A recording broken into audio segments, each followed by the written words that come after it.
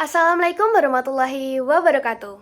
Hello everyone, my name is Lydia Rifatul Khalida with student ID number 250512300021 from Class D, Manufacturing Engineering Study Program, Department of Mechanical Engineering Education. Today, I will explain the operational safety checks, the part of safety operating procedure for the scroll saw. Let's start it. Okay, operational safety checks. Keep fingers and hands away from the pad of the blade. Jauhkan jari dan tangan dari jalur mata pisau.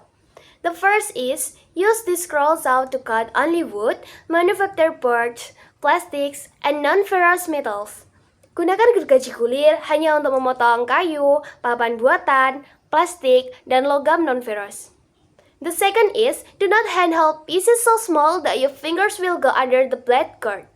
Jangan gunakan tangan untuk memegang benda kecil hingga jari berada di bawah pelindung pisau. Use a jig to hold a small workpiece. Gunakan jig atau alat bantu untuk menahan benda kerja kecil. The third is, ensure there are no nails or foreign objects in the part of the workpiece to be cut.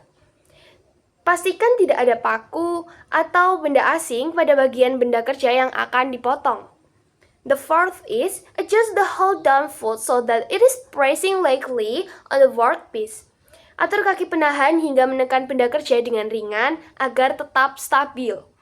The fifth is, start the dust extraction unit before using the saw. Nyalakan alat penyedot debu sebelum mulai menggunakan gergaji. The sixth is, before starting the cut, watch the saw while it runs. Sebelum mulai memotong, amati gergaji saat beroperasi.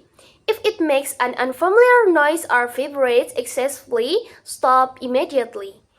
Jika terdengar suara aneh atau getaran berlebihan, segera hentikan.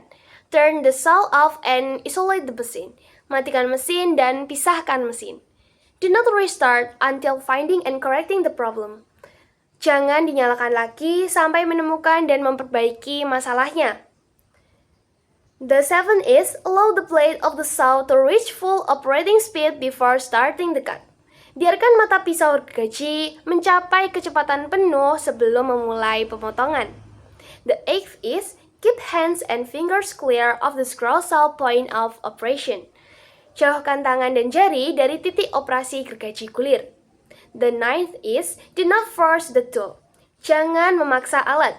Firmly hold the workpiece with both hands and feed it at a moderate rate of speed into the blade. Pegang benda kerja dengan kedua tangan dan menekan dan masukkan ke mata pisau dengan kecepatan sedang. The tenth is, keep your face and body to one side of the blade and out of line with a possible thorn piece if the blade should break. Jauhkan wajah dan tubuh Anda dari jalur mata pisau dan tetap di tempat. Jika terjadi pecahan benda kerja akibat pecahnya pisau. The last is, turn off the machine and wait until it has completely stopped before removing scraps or making adjustment. Yang terakhir adalah matikan mesin dan tunggu hingga benar-benar berhenti sebelum mengeluarkan sisa potongan atau melakukan penyesuaian. I think enough. That is all for the operational safety checks of the scroll saw. By understanding and applying these safety checks, we can realize how important safety operating procedure is, because it helps us minimize accident in the workplace. Enough for me. I'm sorry if I have mistake. Thank you for your attention. Wassalamualaikum warahmatullahi wabarakatuh.